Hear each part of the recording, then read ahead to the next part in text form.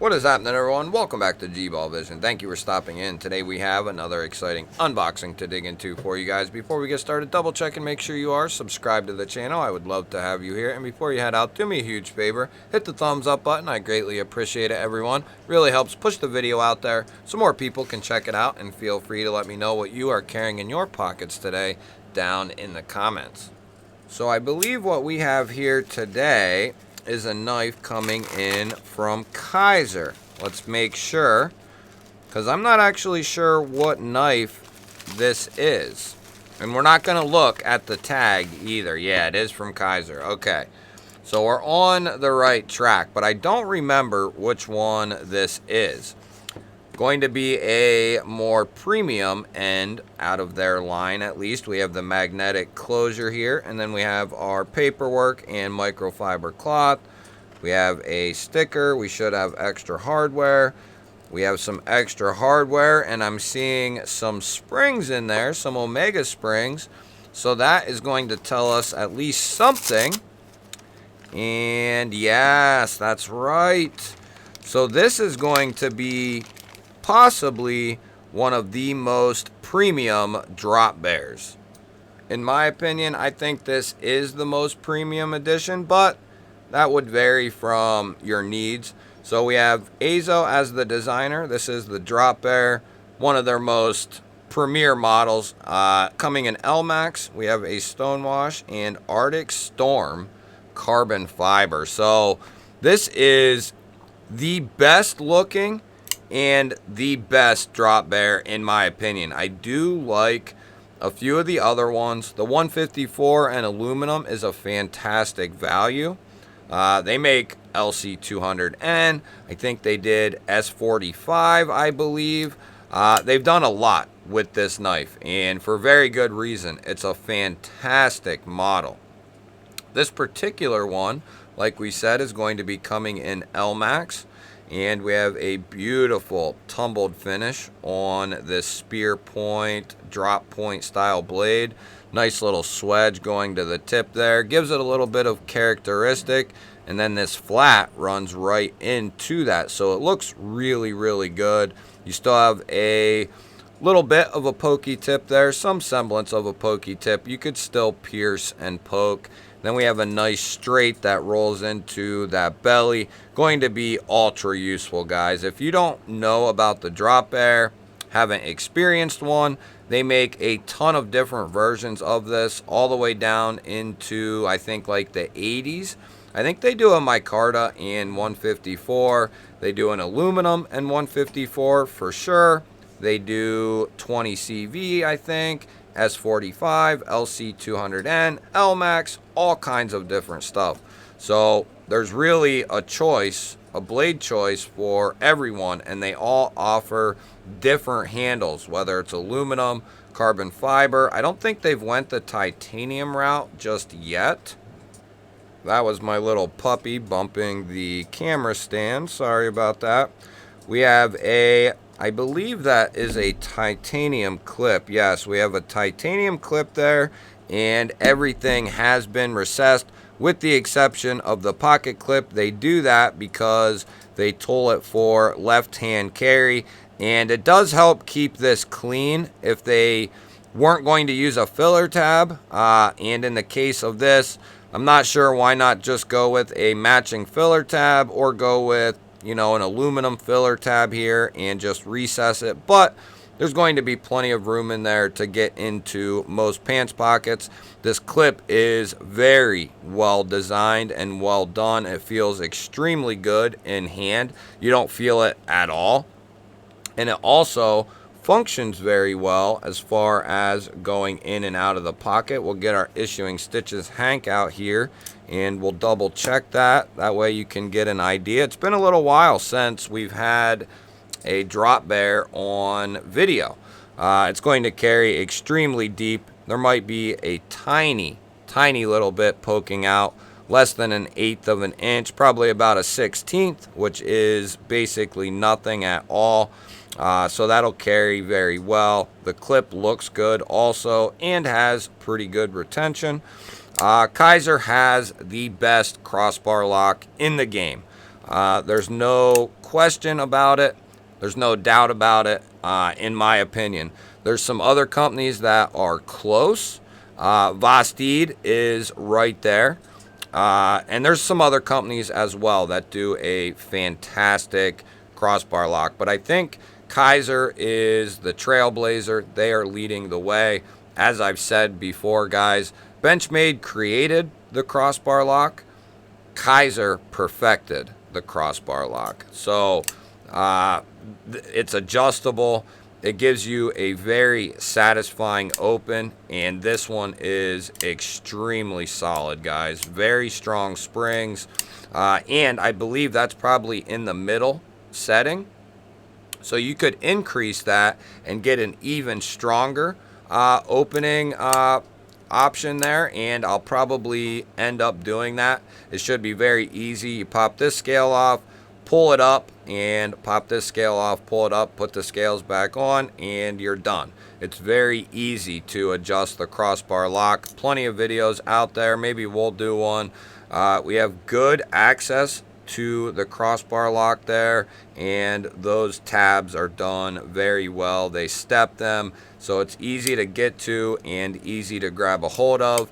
And as far as closing action, it is buttery smooth on the close. And the other cool thing, or one of the many cool things about this knife, is they run the jimping a fair way down the blade. So if you're going to really be getting into something, you do have that nice fine jimping most of the way up the spine there. I would have loved to have seen, I'm not complaining, I'm not nitpicking per se, but it would have been even cooler if they ran it, you know, almost all the way down. But this is better than 95% of any other knife in what they do. Typically it dies off after a few jimps up here, so I love that they extended it. That's a great job. The thumb studs on the drop bear are very well done. Nothing out of the ordinary, but they didn't, you know, they didn't go with something crazy or try something new here. You stick with what works, and in this case, these studs work very well. They're comfortable to open and use, and you can get to them very easily because of how this area has been chamfered out. The Arctic carbon fiber is extremely well done, well finished. You can kind of see the layering there through the spine and through the face of it here. Looks very, very good, and I don't really see, with a quick look, I don't see any issues or any marks or scratches or imperfections. It's really, really good looking stuff, and as the light hits it and it twists and turns, it really shimmers in the light. Going to be a mid-sized knife for sure, not a large knife. We'll double check the length here. Like I said, there's a million videos on the drop bear, and there's probably quite a few on this particular one, but we're looking at 7 3/16 overall, and we're looking at a 3-inch cutting edge with a 3 1/8 inch overall blade. So we're right at that size of, right in the middle of a medium carry or a secondary carry for me. 7 inches is a mid-size knife. Once we get over that 8-inch mark, then we start talking about a full-size knife, and then anything under, you know, 5.5 inches or so is definitely going to be considered a small knife. I think we can all agree with that. Why don't we go ahead and see what kind of edge they put on this LMAX blade here. So we got some phone book paper here, and let's see, let's put it through the ultimate test.